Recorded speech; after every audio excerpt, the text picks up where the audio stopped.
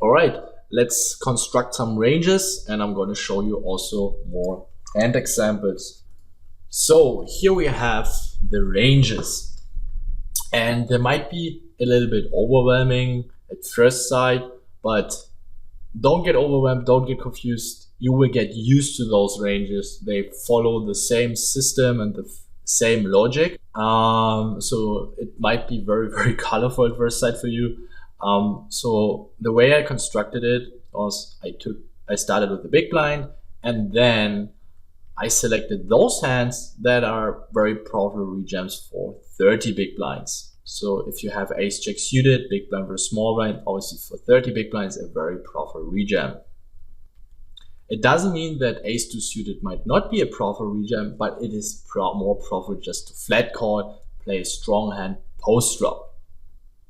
But at some point, the rejam becomes so profitable that I decided to put it in our rejamming range. And the red color is 3-bet call. So those are the hands we can 3-bet call all day long. But there are some exceptions. I mean, with 20 big blinds, it should be self-explanatory. We just rejam hands like ace, queen, jacks, and tens, and ace, king. And the shorter we get, we're basically only trapping queens, kings, and aces. Right, 25 big blinds and less, you should really just 3-bet maybe jacks and better, maybe ace king suited, like when you're in position.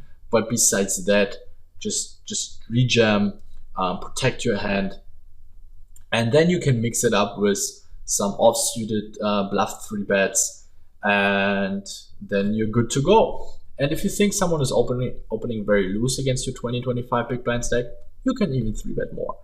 What I always advise in these situations, and you probably see that already on the open raising or on those 3-betting charts I have designed for you. You want to 3-bet those 6-3 suited, 7-4 suited type of hands. Here it's not so important about bluff effect because he can still call you, and you don't want to dominate. You don't want to be dominated by his broad, heavy calling range. So you don't want to 3-bet a hand like king 7 off or queen 5 suited. No, 3-bet those hands, and they play way, way better if your opponent calls you. Blocker effects, yes, they're a little bit important, but equity is what matters. And this is what people do wrong so often. They rather 3-bet a hand like king 7 off because they say, oh, I'm blocking ace king, I'm blocking kings. Yes, that's true, but your equity sucks. So I'd rather take a hand, or you should take a hand like 7-5 suited or 7-4 suited or 6-3 suited. If you want a 3-bet blind versus blind, even with the stack size around 20-22 big blinds. If someone is opening too loose, you just saw it, and based on the Hold'em resource calculator analyze, we did big blind versus button. If someone is just opening nearly around 40%, then you can rejam super loose. Now, if someone is opening from the small blind, and very often they open raise around 50%, even more, then 6-3 suited is also super hugely profitable rejam. Right, so let's continue with the ranges here. You see some hands that are half colored with red and half colored with green. Here, for example, ace queen suited. That means it's either like you can either go either ways, like 3-bet call, or you can just rejam it with around 30 big blinds. The same here for tens. Here also against button, you just saw it earlier. The moment someone is opening a little bit too loose, those hands you can also rejam with 20 big blinds. I mean, with 50 big blinds, they're very, very profitable. If someone is just opening a bit too loose with 20 big blinds, you can also easily rejam those hands, which is pretty much the case against almost everybody because they're not really aware of how open raising ranges from the button change when there are shorter stack size sitting in the blinds. So then we have this for versus MP versus hijack versus cutoff. And if they're just half colored, it basically means they are still decently profitable, but it is also profitable to flat them. So you should be a little bit more careful.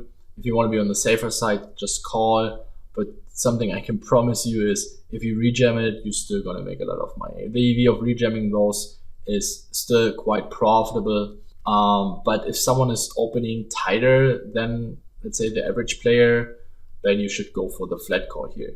So here I'm basically marking the threshold hands a little bit where you should become a little bit more careful. The same here on the right side. I would rejam those hands like King 8 suited, Queen 8 suited, Jack 8 suited, 10 8 suited, 9 8 suited. The moment I have the read that my opponent is loose on everything. Just having the tendencies, just opening, let's say more than 32% from the cutoff, I'm easily rejamming those hands here with 15 big blinds. And remember, but I will come to that later as well. If someone is opening 40%, you can even rejam 7-6 suited for 20 big blinds. Okay, these are scenarios where you have to work on that. You have to put in the numbers. You have to change the open raise ranges a bit. You have to adjust and then see what ranges you can rejam so that you'll be able also to rejam super loose against someone who's opening very loose from the cutoff, yet being able to also become tighter if there's a more passive player opening from the cutoff. But maybe some of you guys know my approach towards open raising, 3-betting, rejamming. It's always like a principle of being flexible as much as possible. Those ranges, they're just the fundamental, like the fundamentals. Like if you work with them, you're gonna be on the right side always, but it's not max EV because there are different player types. That's why it's so important also to work with those numbers. Like, okay, if someone is opening 20% from MP, I know I can rejam this range, but you also need to know if someone is just opening 17%, and you also want to be able to rejam against someone who's opening 30%, that you know that you can, in this specific case, if someone is opening 30%, you can rejam super loose. Yeah, if you just play with the ranges, you just follow them 100% and you don't make adjustments, it's going to be profitable. You're going to make decent profit, but your profit is going to be limited. You're not increasing your ROI.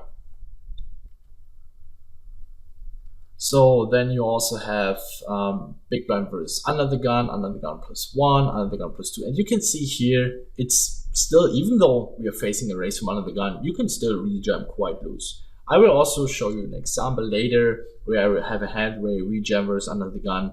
We will also analyze the situation more in depth, how we react from the blinds against under the gun. Then we have the same button versus cutoff versus hijack versus. Also, you can see here button versus cutoff.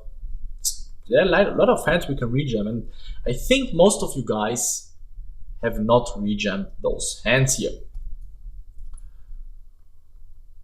So then we have button versus under the gun, and you see now the earlier we sit, now our ranges become tighter.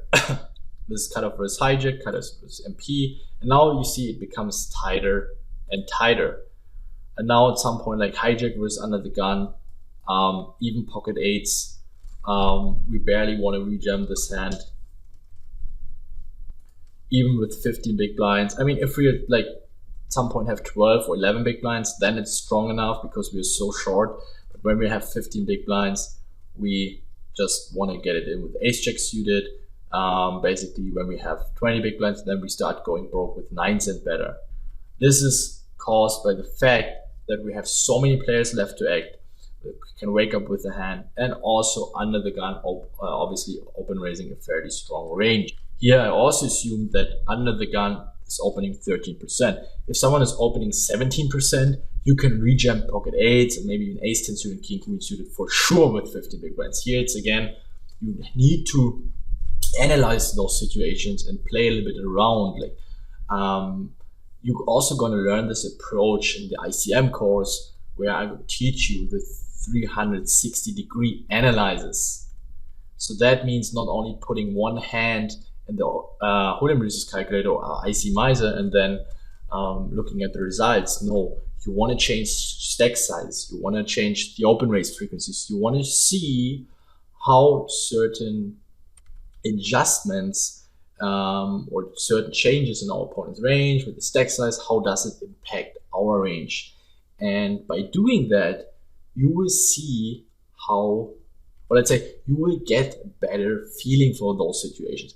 If you just look If you just look basically rigid on the results, you're not gonna be able to understand how different open raise frequencies and stack sizes, like different stack size, can impact your rejam ranges.